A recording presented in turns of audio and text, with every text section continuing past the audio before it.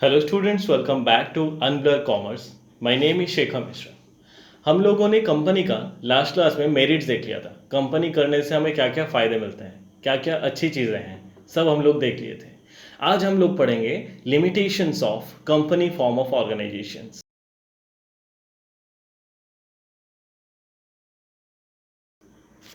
इतने सारे मेरिट्स होने के बाद भी कंपनी फॉर्म ऑफ ऑर्गेनाइजेशन में कुछ कुछ ऐसे चीज़ें हैं जो लिमिटेशंस क्रिएट करते हैं कंपनी के लिए। ओके, वो लिमिटेशंस को हम लोग आज देखेंगे।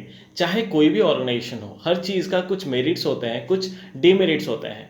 हाँ, हालांकि कंपनी फॉर्म ऑफ ऑर्गेनाइजेशंस में बहुत सारे मेरिट्स हैं, तो वहीं पे कंपनी में कुछ लिमिटेशंस भी है। जैसे कि मैं अगर बोलूँ कि कंपनी बनाने के लिए बहुत पैसा चाहिए, ये मेरे लिए लिमिटेशंस हो सकता है, क्योंकि कंपनी मैं नहीं बना पाऊंगा, क्योंकि उसमें इतना सारा पैसा चाहिए। कोई एक अकेला आदमी कंपनी नहीं बना सकता, इसलिए वो जनरल पब्लिक से फंडिंग लेता है। तो इसको मैं अगर लिमिटेशंस बोलूं तो ये एक लिमिटेशन है, ठीक है ना। इसलिए कोई चीज़ के बारे में हम लोग जितना रिसर्च करेंगे उसमें हमें मेरिट भी मिलेगा, डीमेरिट्स भी मिलेगा।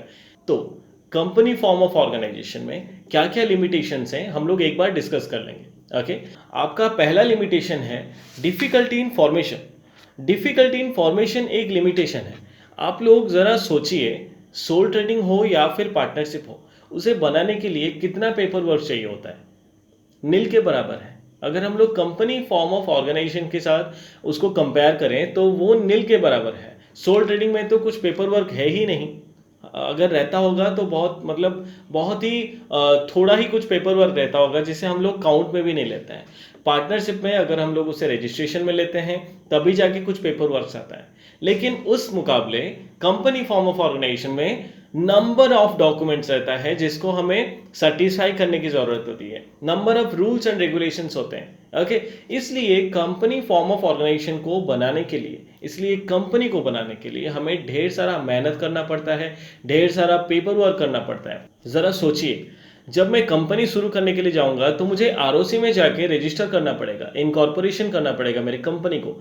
उस टाइम पे मुझे नंबर ऑफ डॉक्यूमेंट्स मिलेगा उसको सेटिस्फाई करने के लिए, नंबर ऑफ पेपर वर्क्स करना पड़ेगा मुझे उस टाइम पे। उसके बाद मुझे मेरा एमओए बनाना है, एओए बनाना है, होता है ना, मेमोरेंडम ऑफ एसोसिएशंस या फिर आर्टिकल्स ऑफ एसोसिएशंस, उसको बनाना है। मुझे मेरे जितने भी लाइक बोर्ड ऑफ डायरेक्टर्स हैं उन लोगों का डिटेल्स पहुंचाना है। मेरे जो शेयर होल्डर्स हैं, पब्लिक से मैं कैसे पैसा जनरेट करूंगा उसका सोर्स होता है, उसका एक प्रोसीड्योर होता है, उसको सेटिस्फाई करना पड़ेगा। मुझे मेरा बोर्ड ऑफ डायरेक्टर्स लोगों को चुनना पड़ेगा, हर साल मीटिंग्स करने पड़ेंगे, एनुअल जनरल मीटिंग। मुझे कोई भी डिसीजंस लेना हो तो मुझे पहले जनरल मीटिंग करने पड़ेंगे, ठीक है ना। तो ये सब करते करते ना बहुत टाइम लगता है और बहुत टेंशन होता है।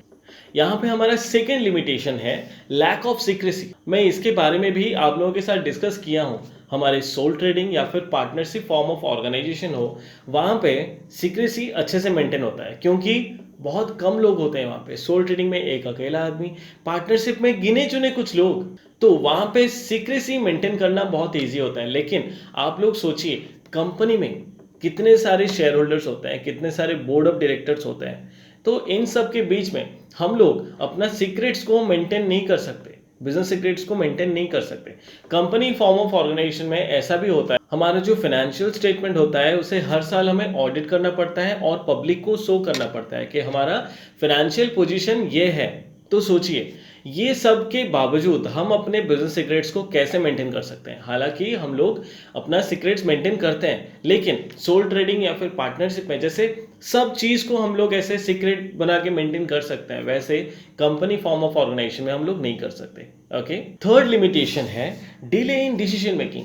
ऑब्वियसली अगर इतने सारे लोग आ जाएंगे कंपनी में तो डिसीजंस तो लेना लेट ही होगा। मतलब ये सोचिए, शेयर होल्डर्स लोग बहुत जन हैं, वो लोग क्या करते हैं, बोर्ड ऑफ डायरेक्टर्स लोगों को चुनते हैं, और जितना भी डिसीजंस है, जितना भी मैनेजमेंट है, वो सब बोर्ड ऑफ डायरेक्टर्स करते हैं। यहाँ पे एक अकेला आदमी तो नहीं है। अगर कोई डिसीजन लेना हो तो वो अकेला आदमी जाएगा, सोचेगा 10 मिनट, फिर अपना डिसीजन ले लेगा। ऐसा नहीं होता है। कंपनी में कोई भी डिसीजन लेने के लिए जनरल मीटिंग बिठाना पड़ता है, सारे बोर्ड ऑफ डायरेक्टर्स लोग बैठ के वहाँ पे डिसीजन लेते हैं। वो डिसीजन ऐसे 2 मिनट में नहीं ले सकते, क्योंकि अगर बोर्ड ऑफ डायरेक्टर्स में से 2 लोग एक चीज़ को हाँ बोल रहे होंगे, बाकी 2 लोग वो चीज़ को ना बोल रहे होंगे, तो वहाँ पे कोई एक पर्टिकुलर पॉइंट में पहुंचना लेट हो जाता है। अगर वहां पे भी हम लोग डिसीजन नहीं ले पाते हैं तो हम लोग अपने जनरल हाउस में वो चीज़ को रेफर कर देते हैं, वो डिसीजन को रेफर कर देते हैं, तो वहां पे भी फिर डिस्कशन चलता रहता है। ओके, तो ये एक लेंदी प्रोसेस हो जाता है। बहुत बार ऐसा होता है ना, कोई अगर अपॉर्चुनिटी आता है और उसके लिए प्रम्प्ट डिसीजन चाहिए होता है, तो उस टाइम पे हम लोग ऐसे डिसीजन लेते रहेंगे, हम लोग ऐसे मीटिंग बनाते रहेंगे और वो अपॉर्चुनिटी हमारे हाथ से छूट जाता है। बहुत बार कंपनी में ऐसा होता है, लेकिन अगर हम लोग पार्टनरशिप का बात करें या फिर सोल ट्रेडिंग में वो चीज़ नहीं होता है, हम लोग प्रम्प्ट डिसीजन ले सकते हैं। ओके, फोर्थ लिमिटेशन है न्यूमरस रेगुलेशंस। आप लोगों को पता ही होगा कि गवर्नमेंट क्या करता है, इतना सारा रेगुलेशंस बना के रखता है, किसमें? कंपनी के लिए। क्यों? कंपनी में पब्लिक का इतना सारा पैसा इन्वेस्ट होता है, करोड्स ऑफ रुपीस में पब्लिक इन्वेस्ट करता है कंपनी में। किसके भरोसे?